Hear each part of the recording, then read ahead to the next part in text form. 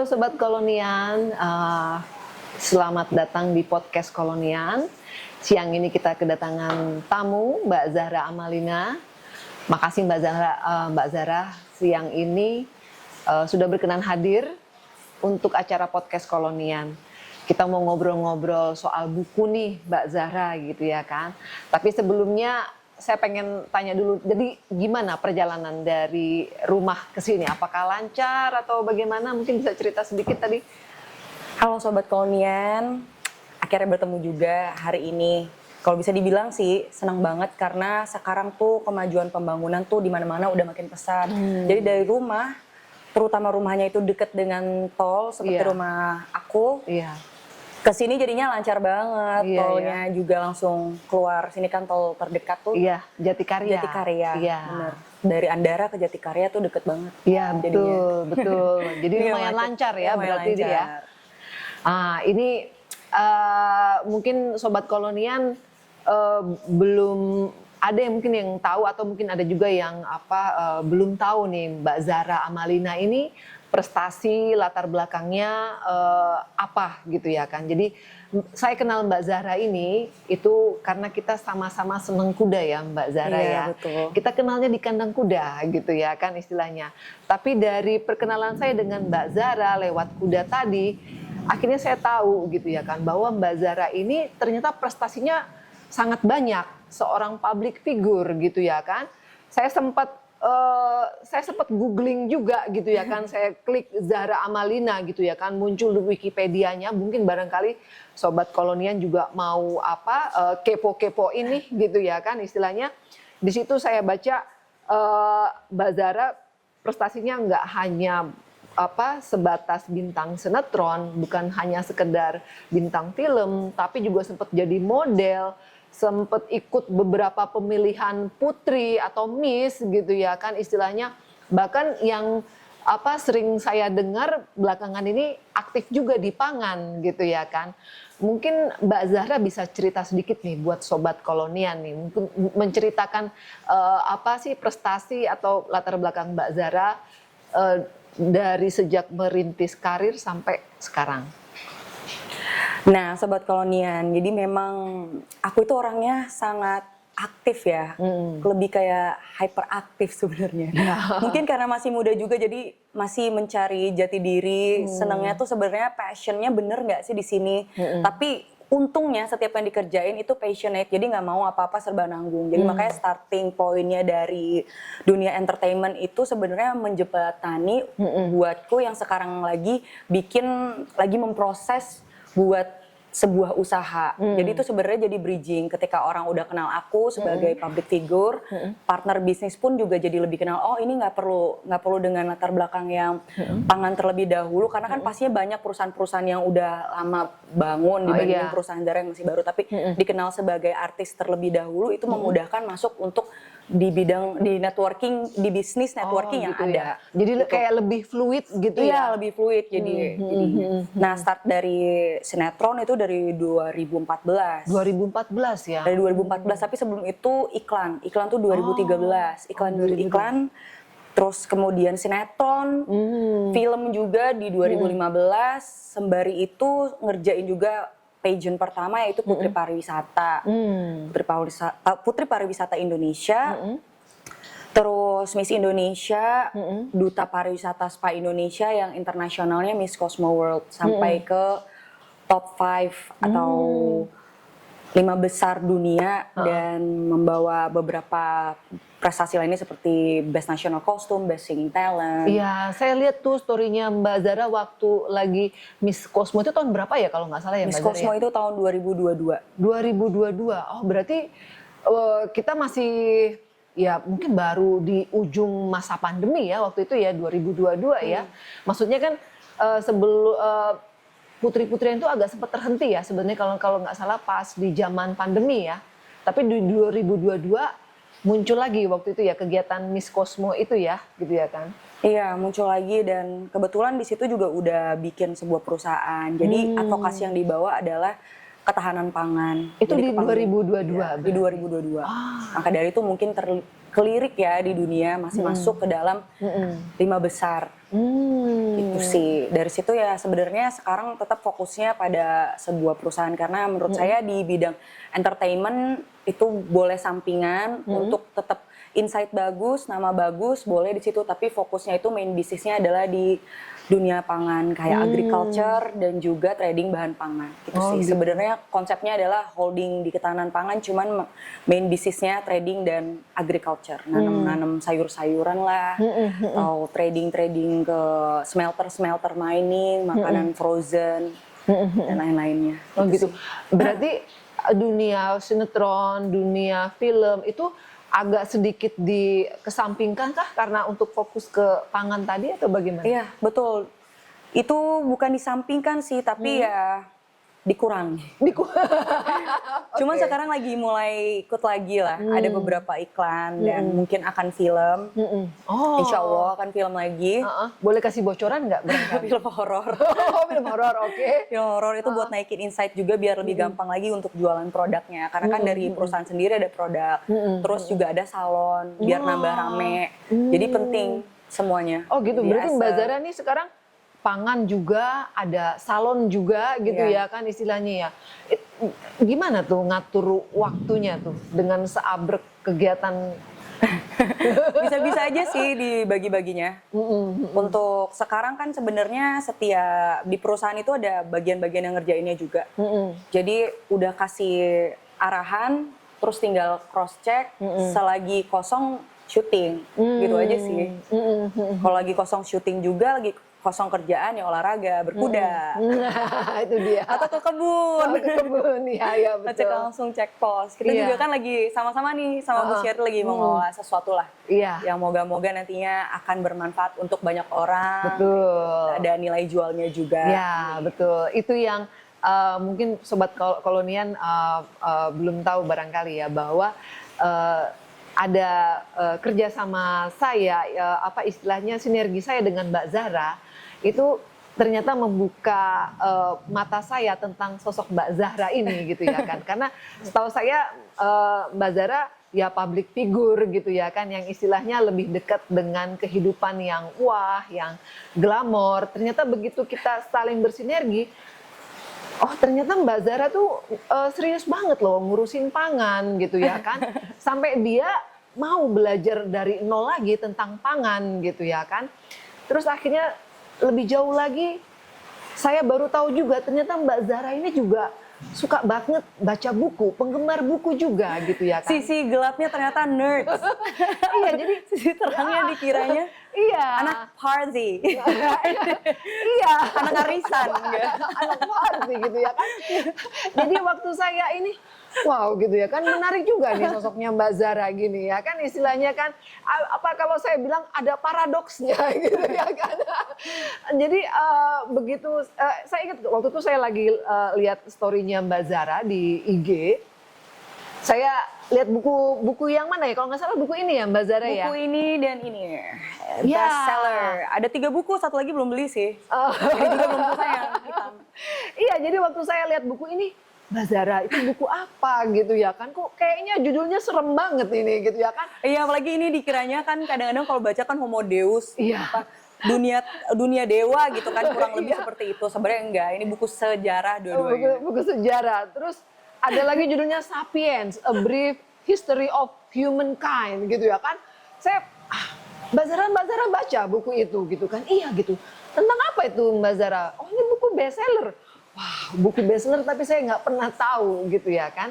Akhirnya ngobrol-ngobrol begitu ya kan? Oh ternyata Mbak Zara ini senang juga dengan baca buku gitu ya kan? Bisa cerita nggak Mbak Zara memang apa ya pembaca serius dari kecil? Atau ada cerita lain di balik itu? Barangkali bisa share ke kita. Jadi Sobat Kolonian, sebenarnya kebiasaan membaca Zahra itu tidak dari kecil. justru paling males yang namanya baca. Tapi sama seperti pada awalnya dulu dari entertainment jadi dari aktris ke pengusaha.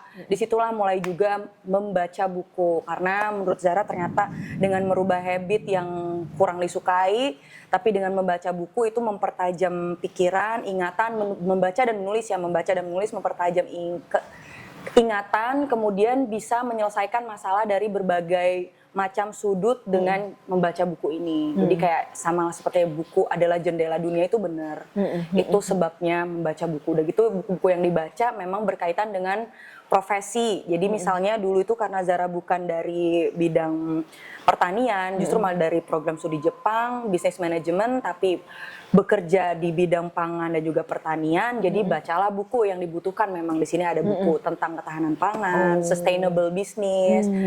Jadi di sini juga ada etnoagronomi. Jadi etnoagronomi itu adalah pertanian, budaya pertanian secara etnis yang ada di belahan dunia, tapi ini khusus yang ada di Indonesia. Oh gitu, hanya khusus gitu, di Indonesia aja. khusus. Karena kan ngelolanya juga tanah-tanah di Indonesia. Kalau yang ini ya pastinya suka dengan bacaan sejarah peradaban manusia. Ditambah lagi di dalamnya masih ada unsur tentang pertaniannya.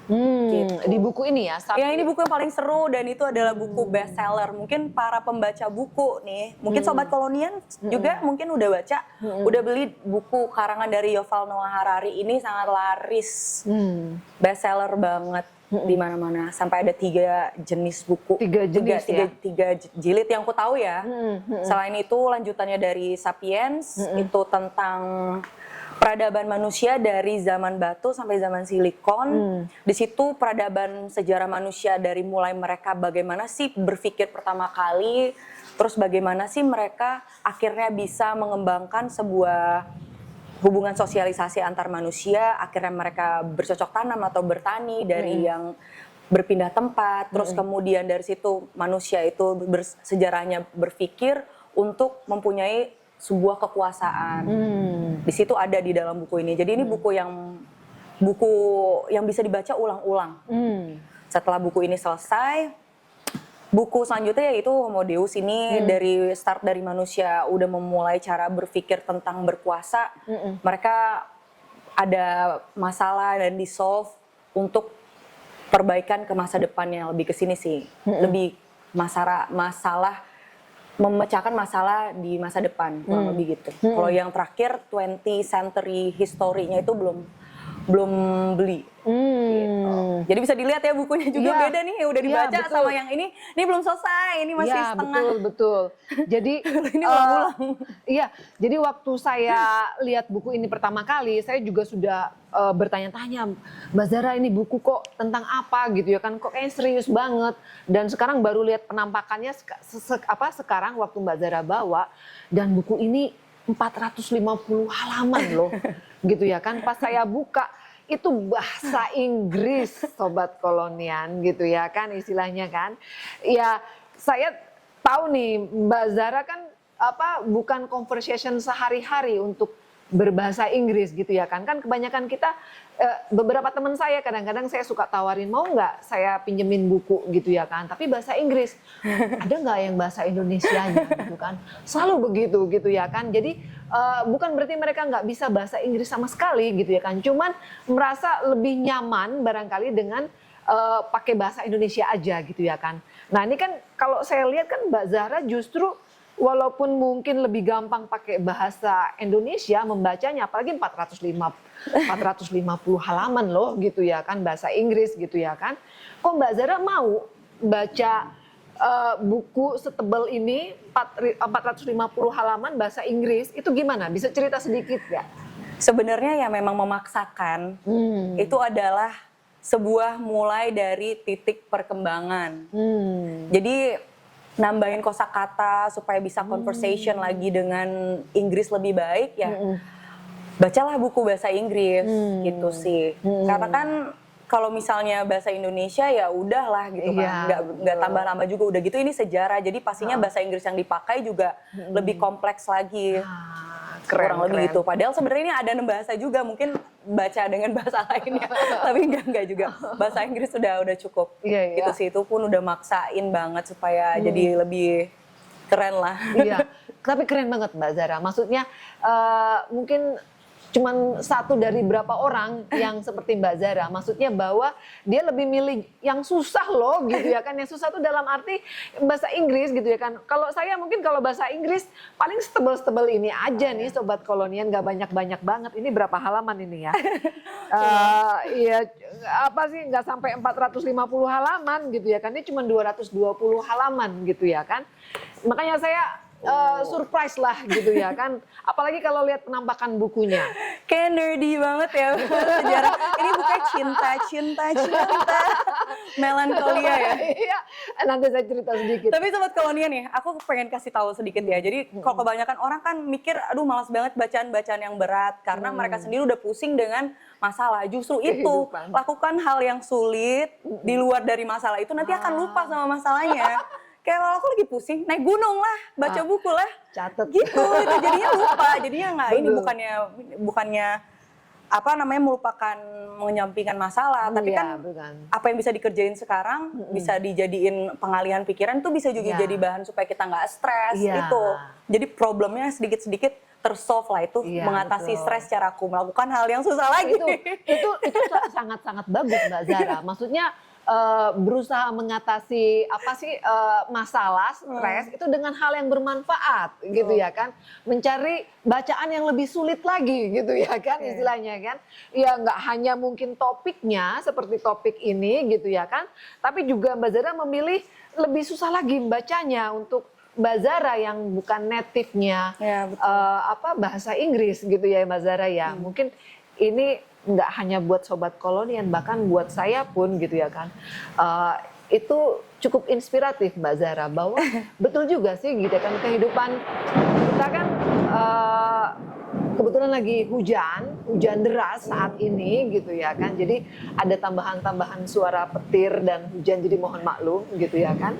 Tapi kembali lagi ke soal topik buku ini gitu ya kan. Ini juga apa yang Mbak Zara share tadi sangat inspiratif gitu ya kan. Maksudnya boleh juga sih, maksudnya kehidupan kita udah sulit gitu ya kan. Jadi jangan lagi cari kegiatan yang apa, maksudnya bacaan yang mudah-mudah aja gitu ya kan. Misalnya kita cari bacaan yang cukup sulit dan menguras pikiran supaya kita nggak terlalu mikirin. Iya benar. Itu tuh hal yang saya lakukan untuk mengatasi stres. Iya gitu ya. Lakukan hal yang sulit. Kenapa tidak gitu ya kan? Itu biar kan bisa pikiran, benar. Nah gitu, maksud saya itu kan yang jarang diutarakan atau disampaikan atau diinfokan orang-orang Mbak Zara. Tapi setelah saya dengar Mbak Zara ngomong seperti tadi, why not gitu ya kan? Kenapa tidak gitu ya kan istilahnya kan? Terus nah ini nih buat Sobat Kolonian.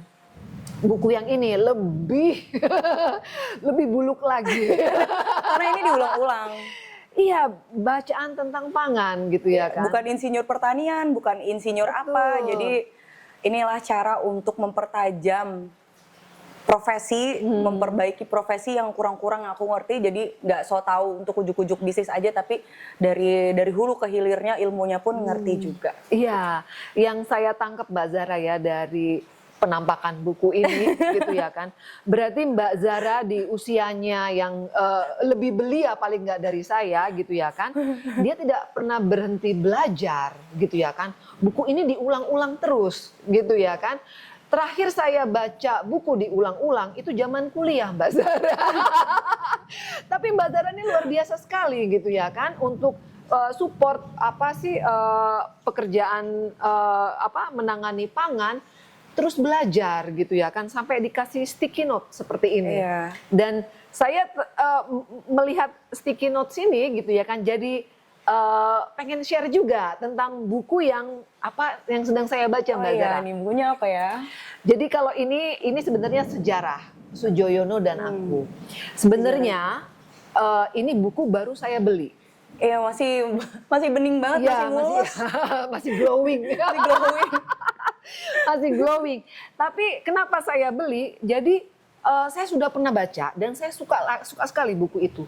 Tapi saya dulu punya kebiasaan buku yang seneng, yang saya suka, itu biasanya saya kasih ke orang.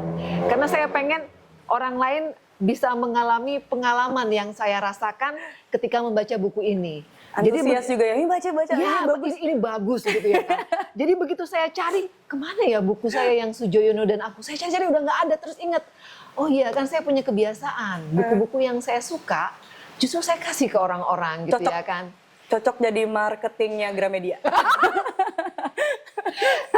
Itu alasan kenapa buku ini masih bening gitu ya kan. Kenapa masih bening? Karena jujur aja nih sekalian spill sedikit Mbak Zara. Jadi di podcast Kolonian ini saya juga bikin review tentang buku-buku. Saya jadi akan ceritakan buku yang saya baca, kenapa saya suka gitu ya kan. Terus mungkin ada potongan-potongan paragraf yang saya suka juga saya sampaikan di rekaman tentang buku itu gitu ya kan. Makanya akhirnya saya pikir ini perlu, makanya saya beli.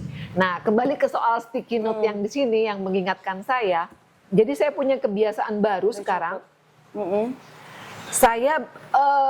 Saya kasih ini buku kebetulan tentang spiritualitas. Oh, judulnya aja ini. Iya, A Return to Love. Reflection on the Principles of A Course in Miracles. Jadi sebenarnya ini tentang hal yang berbau spiritual, religius, tentang Tuhan, tentang semesta. Lumayan. Oh itu kayak bukunya cocok deh. Aku bakal baca gitu kalau beli. Lumayan bener Mbak Zara, saya rekomen banget gitu ya kan. Dan saking saya suka dengan kalimat-kalimatnya, saya kasih stabilo. Tapi karena saya sayang kalau langsung saya kasih stabilo di bukunya gitu ya kan. Jadi saya beli ini sticky notes yang seperti ini. Bening, saya tempel di buku, baru kemudian saya garis-garisin. Apik banget. Iya, jadi saya pengen share nih ke sobat kolonial. Tips ya untuk menjaga bukunya agar tetap gitu. Buku kesayangannya. Tapi nggak dikasih juga ya kalau sobat kolonial, kalau minjemin nggak apa-apa, tolong jangan dikasih. Nah koleksi sejarahnya nanti biar anak kita yang baca. Iya betul. Jadi kasih. Jadi mungkin barangkali sobat kolonial pengen tahu saya dapat ide ini dari mana. Jadi suatu hari saya beli buku. Di buku itu ownernya itu dia menjual buku-buku yang sudah dia baca. Dan buku yang sudah dia baca, dia kasih stabilo seperti ini. Tapi nggak pakai sticky note, jadi bukunya bener-bener dari kertas langsung distabiloin. Dan waktu saya buka buku itu... Aku juga stabiloin sih. Iya, dan uniknya saya nggak tahu kenapa, begitu saya buka buku itu, saya bilang, saya bisa nggak beli buku displaynya? Saya bilang gitu, karena saya suka lihat stabilo warna-warni ini gitu ya kan. Karena jadi pengen tahu kenapa sih dia stabiloin.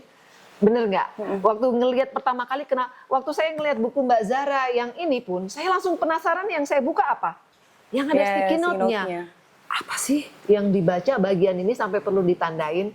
Itu juga kenapa waktu saya beli buku itu, saya minta displaynya. Karena saya pengen tahu gitu ya kan, yang ditandain sama orang yang baca ini, sampai dia tandain pakai stabilo tuh, apa yang dibicarakan di situ. Saya ingin tahu, berarti kan sesuatu yang penting.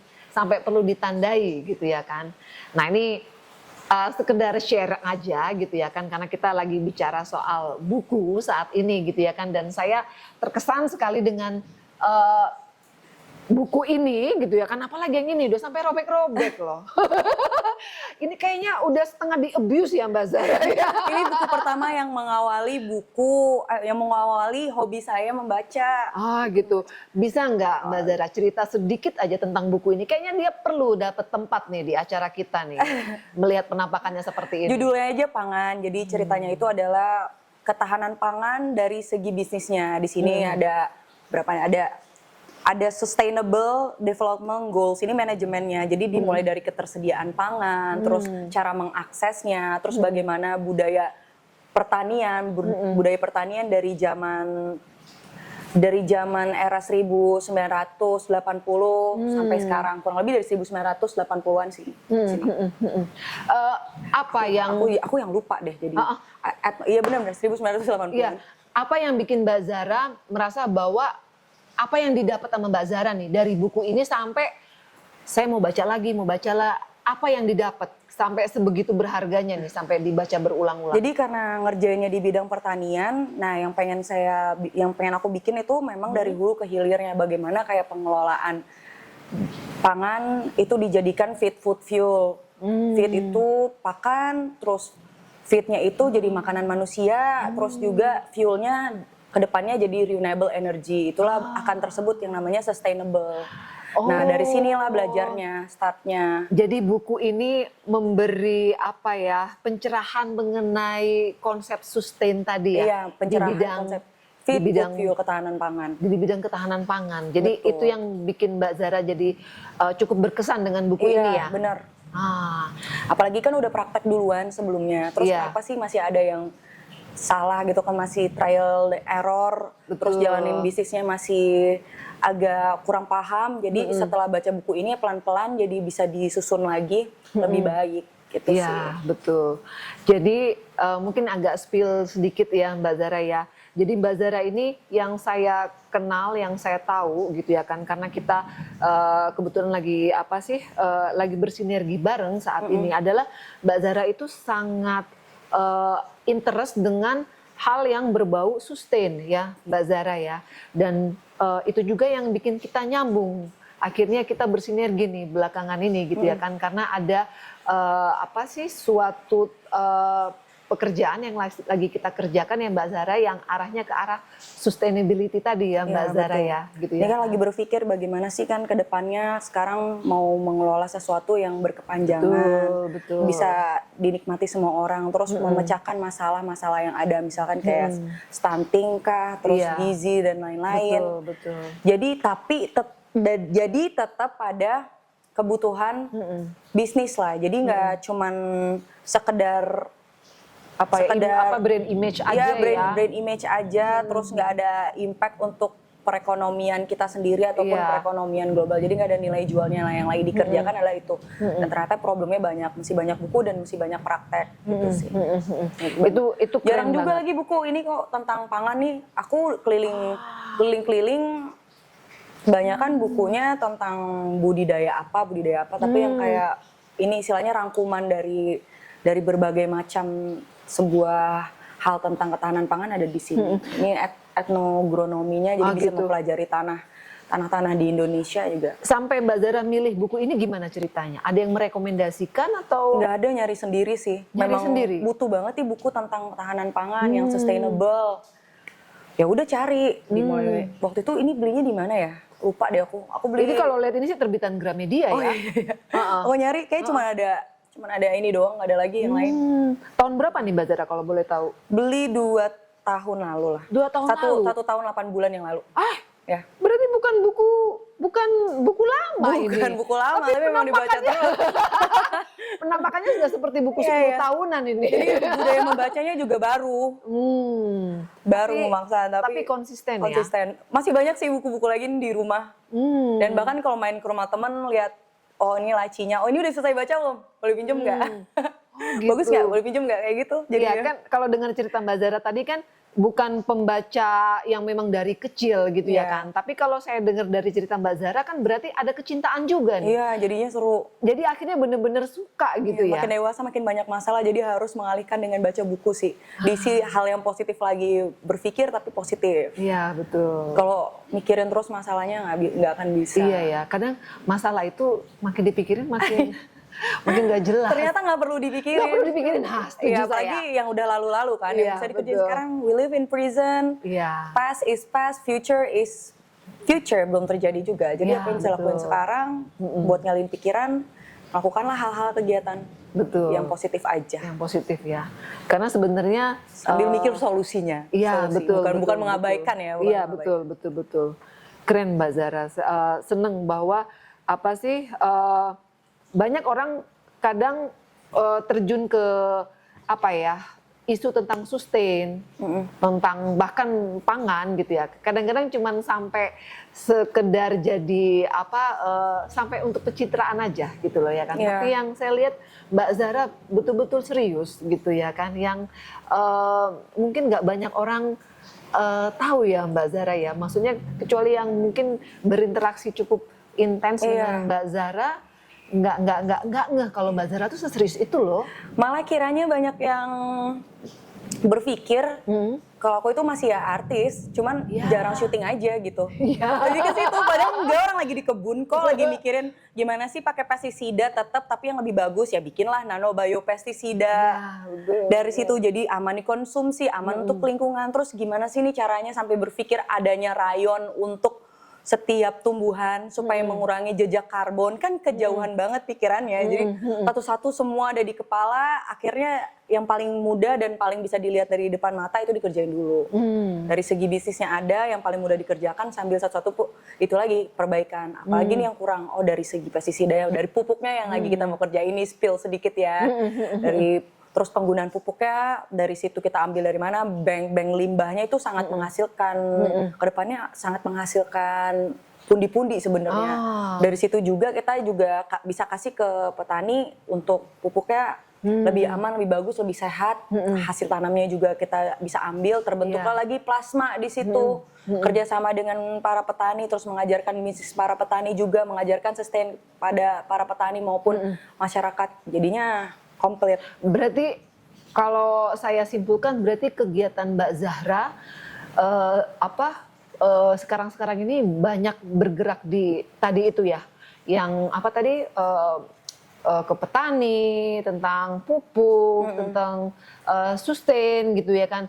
Itukah yang lagi Mbak Zahra banyak kerjakan belakangan ini? Iya, sekarang lagi ngerjain itu sih, dan lagi banyak-banyaknya juga berorganisasi untuk ngegedein market kan. Kebutuhannya apakah bisa yang dari di Indonesia kita bikin pertaniannya itu olah lagi, ngajarin ke masyarakat supaya jadi end to end produk tapi bisa kirim keluar ekspor. Gitu sih. Rata-rata kan bisa lihat juga sekarang sebenarnya udah banyak nih yang ngerjain kayak pertanian, banyak startup gitu, terus kayak banyak yang collapse juga tuh. Kenapa itu juga sambil aku telaah lah. Bagaimana kita bikinnya jadi suatu hal yang bisa panjang, nggak kolaps juga kayak yang lain-lainnya. Itu juga lagi ngerjainnya itu sih. Oh gitu. Berarti Mbak Zahra saat ini lagi aktif di organisasi berarti? Aktif juga di organisasi. Oh gitu. Bisa cerita nggak, share organisasi apa nih? Pangan tadi kah? Nah jadi aku aktif di organisasi salah satunya HIPMI. Tapi lebih aktif di HIPMI Womanpreneur, lebih sering datang ke acaranya, bukan aktif banget dibilang jadi panitia, enggak. Cuman ada kesempatan ikut sponsor karena untuk memperkenalkan produk gitu. Tapi sekarang yang terbaru baru masuk di Junior Chamber International atau GCI. Itu organisasi kepemudaan terbesar di dunia. Di situ connecting sama seluruh orang lah di berbagai macam negara, di benua Amerika, Europe, terus juga Jepang. Jepang lagi saat ini yang terbesar tuh India, Jepang, itu lumayan banyak member-membernya. Dan aku ikut yang di Indonesia, itu mereka banyak melakukan bisnis networking, bisnis matching ke berbagai negara. Juga ada ASPAC, Asia Pacific Conference, ada FPDC dan lain-lainnya.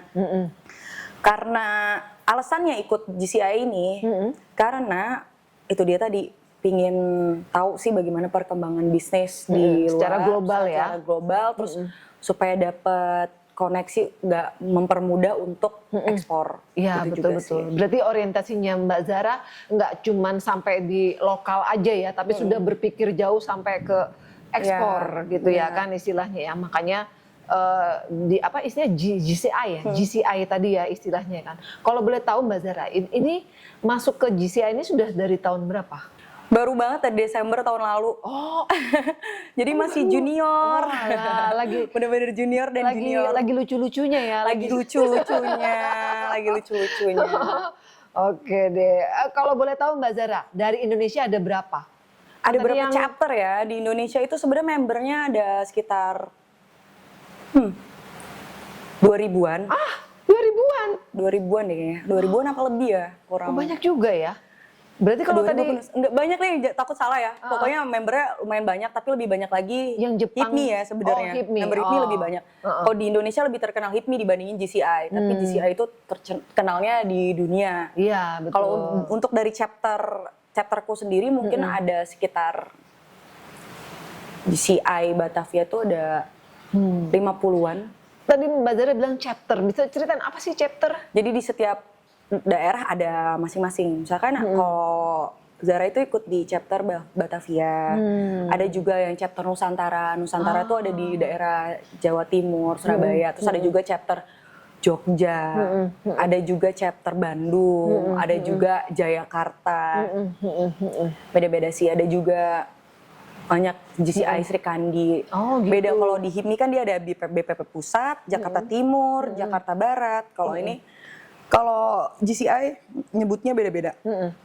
Gitu sih. Itu kalau kan dari Desember kemarin nih, apakah sudah mulai terasa nih outputnya dari ada di organisasi ini, Mbak Zara? Kalau sekarang sih lebih membangun networking dulu, kepercayaan dulu sama teman-teman di GCI, dan udah ikut conference juga ya, memang acaranya sangat besar waktu pas di Kyoto dan juga di Tokyo, dan sangat dianggap banget dengan government di setiap negaranya. Jadi bagus lah, buat Porto bagus, untuk pertemanan juga bagus, gitu sih.